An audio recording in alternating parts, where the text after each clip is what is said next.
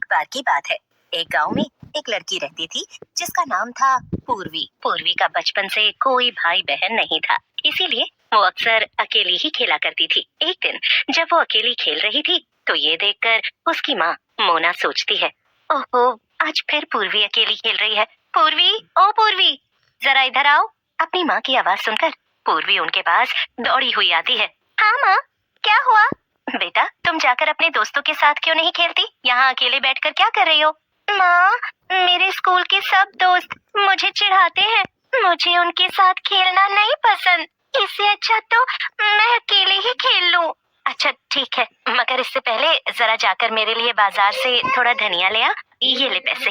पूर्वी पैसे लेकर बाजार चली जाती है। जब वो धनिया लेकर वापस लौटती है तो रास्ते में उसे एक खरगोश दिखाई देता है।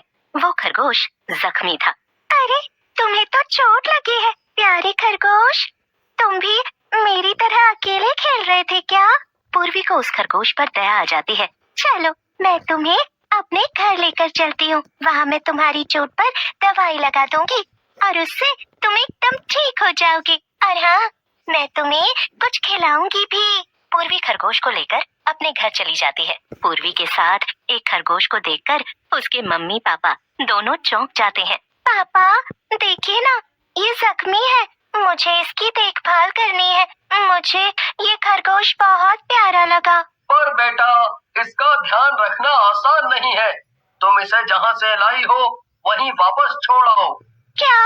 अब प्लीज पापा, ऐसा मत कहिए। मुझे इसे रख लेने दीजिए ना। देखिए ना, ये कितना प्यारा है और मैं इसका ध्यान खूब अच्छे से रखूंगी।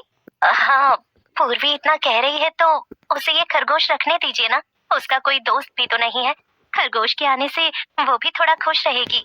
मोना और पूर्वी की ये बातें सुनकर पूर्वी के पिता मनोज भी खरगोश रखने के लिए मान जाते हैं। अब तो पूर्वी दिन भर अपने खरगोश के साथ ही खेलती रहती थी। जैसे ही वो स्कूल से लौटती, वो अपने प्यारे खरगोश को लेकर बैठ जाती थी। पूर्वी दिन भर अपने खरगोश से बातें करती थी क्योंकि उसका कोई भी और दोस्त नहीं था।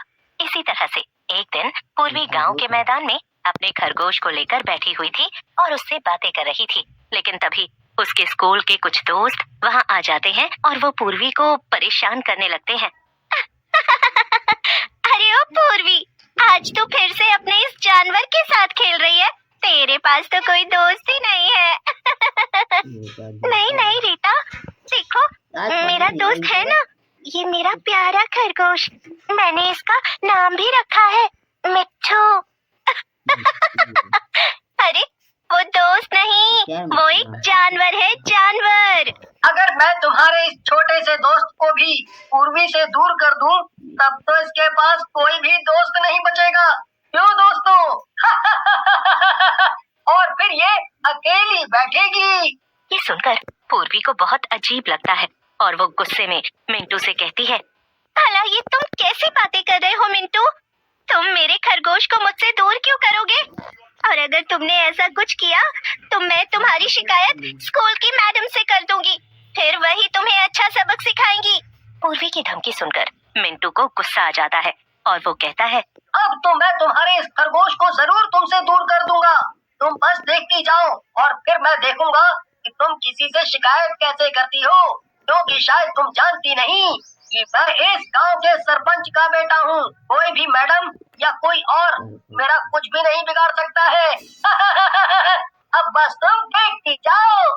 मिंटू की बात सुनकर पूर्वी डर जाती है, लेकिन फिर भी वो अपने डर को छुपाते हुए गुस्से से उससे कहती है, मैं जानती हूँ तुम कुछ नहीं कर सकते क्योंकि तुम एक नंबर के डरपोक हो।